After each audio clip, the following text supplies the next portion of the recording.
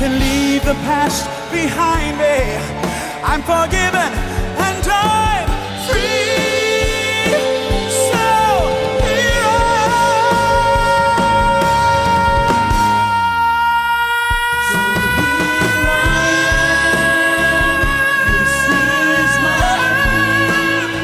oh, my only hope is your love for me.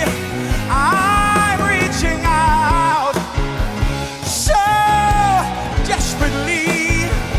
Come take my hand, take hold of me, just as I am.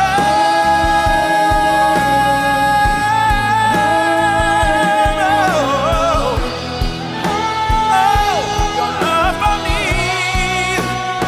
I'm reaching out so desperately. Come take my hand, take hold of me, just as I am.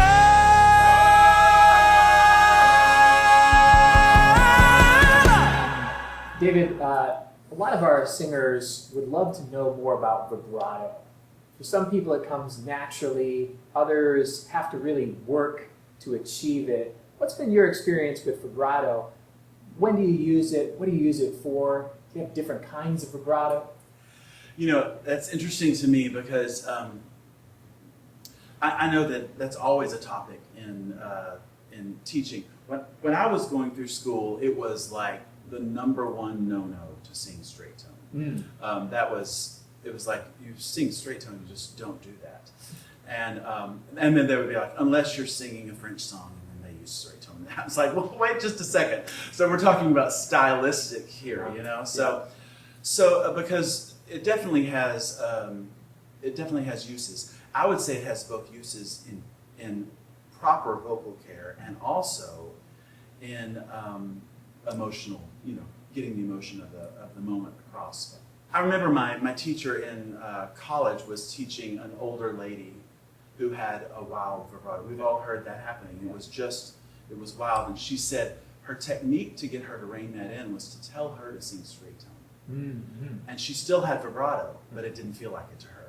It was a way to kind of rein that in, and it worked magically for her. So whether or not what she was doing physiologically, I don't know, but in her mind, it caused the problem to help remedy itself. Yeah. So there are definitely things that, you know, straight tone.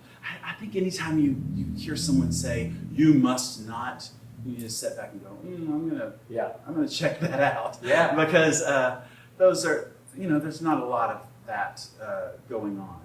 Sure. Once again, it may cost something else, Mm-hmm. but it's definitely permissible and needed for sure. Right. And so, you know, for me, in my music, in my interpretation, I use that all the time. And it's tension and release. Sure. You know? We were just looking at, a little while ago, we were looking at the I Have Nothing, the E flat.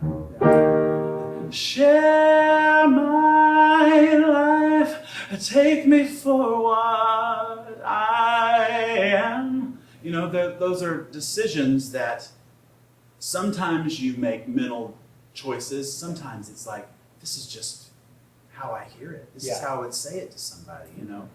This is such an intimate moment.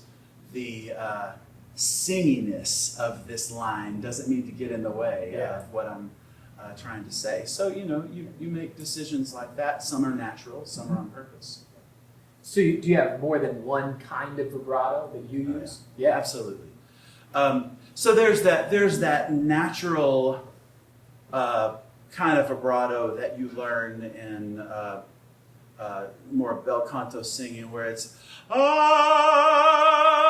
and it's a freedom going on, Sure. and it's a vibration of the tone and all of that. So there's that, and then for me, sometimes it's tension and release in my vocal mechanism. Yeah. Like you just heard me doing, share my life. Okay, so that is something I am manufacturing there at the end of that.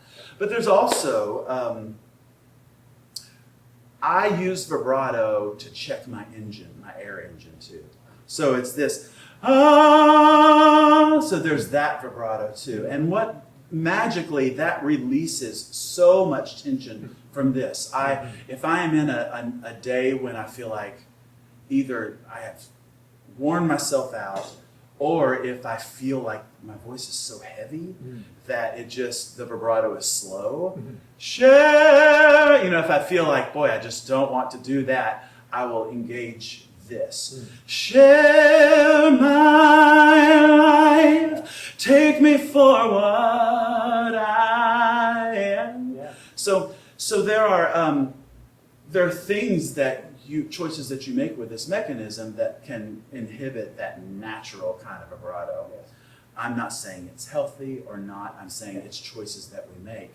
And so in order to take some of the tension off of that and also not make it sound flat. Sure. Not pitch flat, just Yeah. dead. Yeah. Then you can create this bounce going on. And you notice with this, there may actually be, but there's not a variation of pitch. It's energy. Share my life instead of share my. There's a difference between those two types of things, and you use those in different moments. What I love is the symmetry here. At the beginning, we talked about breathing, and one of your favorite exercises was a sort of ha exercise. Could you remind me what that is? Gosh,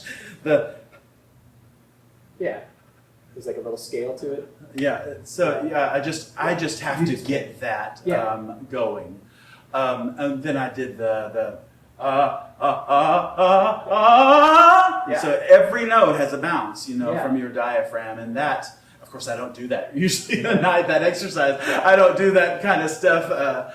There's a couple of songs that will incorporate that, but that just is like, okay, it's going, it's revved up. So it seems like there's a similarity to how you connect with your breathing, Absolutely. to how you connect with aspects of your vibrato. Absolutely. It's cool. Definitely. Yeah.